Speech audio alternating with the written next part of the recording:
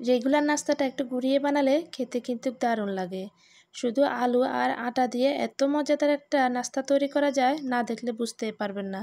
আজকে আমি যে নাস্তাটা তৈরি করতেছি, রান্নাঘরে যে উপকরণ থাকে ওইগুলো দিয়ে হয়ে যাবে। প্রথমে এখানে আমি 1.5 কাপ ময়দা নিয়ে নিচ্ছি, তা আপনারা চাইলে আটাও নিয়ে নিতে পারেন। এর মধ্যে দিয়ে দিচ্ছি স্বাদ মতো লবণ, 2 টেবিল চামচ পরিমাণে রান্নার রেগুলার তেল। এখন তেলটা আটার সাথে ভালো করে মিশিয়ে নেব। কুসুম গরম পানি দিয়ে একটা সফট গোলা তৈরি করে নেব। কুসুম গরম পানি দিলে ডোটা খুব তাড়াতাড়ি নরম হয়ে আসবে। আমার আটার গোলাটা কিন্তু রেডি হয়ে গেছে। এখন এখান থেকে আমি ছোট ছোট রুটি বানিয়ে নেব। এই রুটিটা কিন্তু রেগুলার রুটির মতো হবে না, রেগুলার রুটি থেকে একটু পাতলা হতে হবে। রুটিটা বেলার সুবিধার জন্য একটু ময়দা ছিটিয়ে দিচ্ছি। ময়দা ছিটিয়ে দিয়ে একটু এপাশ ওপাশ করে আমি সুন্দর একটা গোল রুটি তৈরি করে নেব। এই যে আমার রুটিটা তৈরি করা হয়ে গেছে। এখন আমি রুটিটাকে ছেঁকে নেব। মাত্র 2 উল্টা নিয়ে দেব। 2 উল্টা দিয়ে এটাকে আমি উঠিয়ে নেব। এই রুটির ছেঁকা হয়ে গেছে। এখন আমি এটাকে উঠিয়ে নেব। এরপর এভাবে করে আমি আরও একটা রুটি দিয়ে দিয়েছি। এভাবে করে আমি সবগুলো রুটি ছেঁকে নিয়েছি। এখন রুটিগুলোকে একটা সাইডে রেখে দিয়ে এখন আলুর পুর তৈরি করে নেব। এখন একটি প্যানের মধ্যে আমি 2 টেবিল চামচ পরিমাণে রান্নার তেল দিয়েছি, আর এখানে একটা পেঁয়াজকে কুচি করে দিয়েছি। সাথে দিয়ে দিচ্ছি 1 টেবিল চামচ পরিমাণে আদা রসুন বাটা।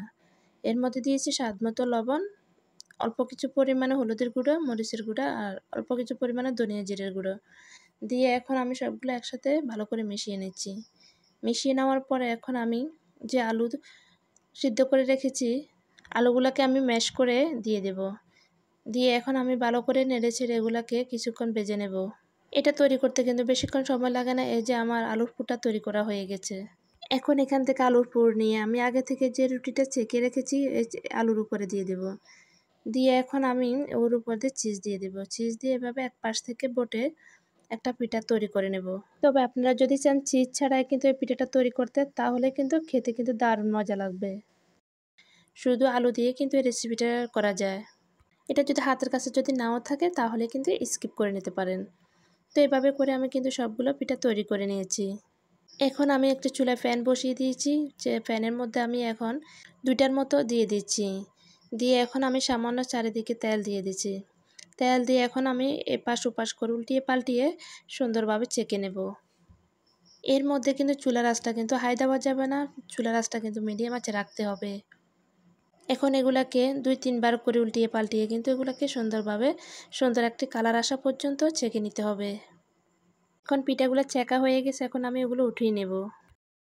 এভাবে করে আমি আরও 2টা কিন্তু পিঠা দিয়ে দিচ্ছি। এভাবে করে উল্টিয়ে পাল্টিয়ে ছেঁকে উঠিয়ে এখন পরিবেশন করে নেব। ঝটপট একটা সহজ নাস্তার রেসিপি আপনাদের সাথে শেয়ার করেছি। কেমন লাগছে অবশ্যই কমেন্ট করে জানাবেন। বিকালবেলার নাস্তা বা বাচ্চাদের টিফিনে খুব সহজভাবে এই রেসিপিটা তৈরি করে নিতে পারেন। সবাই ভালো থাকবেন। আজকে এ পর্যন্ত। আল্লাহ হাফেজ।